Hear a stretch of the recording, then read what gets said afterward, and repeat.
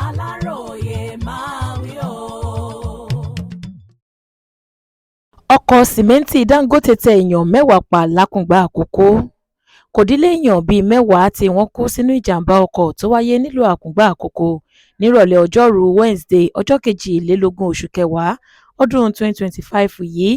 Aláròyé gbọ́ láti ẹnu àwọn tí ìṣẹ̀lẹ̀ burúkú ọ̀hún ṣojú wọn wípé ọkọ̀ tirẹ́là Dangote tó kún fún sìmẹ́ǹtì ló pàdánù ìjánu rẹ̀ lásìkò tó ń gba àárín ìlú Àkùngbà kọjá, léyìí tó mú kó bẹ̀rẹ̀ sí tẹ àwọn èèyàn tó ń lọ jẹ́jẹ́ wọn pa kó tó padà lọ forí sọ àwọn ṣọ́ọ̀bù kan tí wọ́n kọ́ sẹ́gbẹ̀ẹ́ ojú ọ̀nà.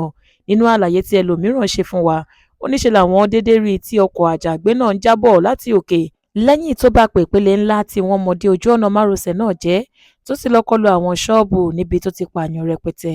Ó ní òun kò tí ì lè sọ pàtó iye àwọn tó kú gan nítorí òkú àwọn èèyàn 5 làwọn ti rí fà jáde nígbà tí kò sẹ́ni tó lè sọ iye àwọn tó ṣì kù lábẹ́ tirẹ́là náà. Akitiyan àwọn ẹ̀ṣọ́ aláàbò ló ní ó ṣì ń tẹ̀síwájú láti rí àwọn tí wọ́n há sí abẹ́ ọkọ̀ àjàgbé yìí yọ. Lára àwọn tá a gbọ́ wípé wọ́n bá ìṣẹ̀lẹ̀ ọ̀hún rìn ní obìnrin aláboyún kan tí ikùn rẹ̀ ti tóbi dáadáa tí kò sì sẹ́ni tó tí ì lè sọ wípé òun mọ ilé tàbí ọ̀nà olóògbé yìí lẹ́yìn tí wọ́n rí òkú rẹ̀ fà jáde tán. Nígbà tó ń fi ìdí ìṣẹ̀lẹ̀ yìí múlẹ̀ fáwọn oníròyìn, ọ̀gá àwọn ẹ̀ṣọ́ ojú pópó nípínlẹ̀ Ondo, ọ̀gbẹ́ni Samuel Bitoye, ní iwájú géètì fásitì Adékúnlé Ajáṣin tó wà nílùú Àkùngbà Àkókó ní ìjàmbá náà ti wáyé. Wọ́n ní bí awakọ̀ àjàgbé ọ̀hún ṣe lọ rọ́lu àwọn bọ́ǹpù tí wọ́n ṣe sójú ọ̀nà láti dín eré àsápajúdé àwọn ọkọ̀ kù ló ṣokùnfà bó ṣe sọ ìjánu ọkọ̀ rẹ̀ nù tó sì ṣe bẹ́ẹ̀ ń kọlu ọ̀pọ̀lọpọ̀ àwọn ènìyàn.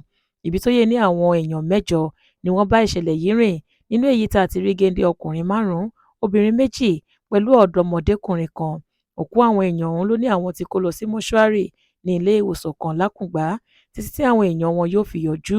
Ọ̀gá àwọn ẹ̀ṣọ́ ojú pópó ọ̀hún wá rọ àwọn awakọ̀ láti máa tẹ̀ jẹ́jẹ́ kí wọ́n sì kọ́ bí a ti pa òfin ìrìnnà mọ́ lásìkò tí wọ́n bá ń wa ọkọ̀. Ọkùnrin náà tún gba àwọn awakọ̀ níyànjú pé kí wọ́n máa rí i dájú wípé ọkọ̀ wọn gbádùn dáadáa kí wọ́n tó dábàá àti gbé sójú pópó láti máa fi ṣiṣẹ́.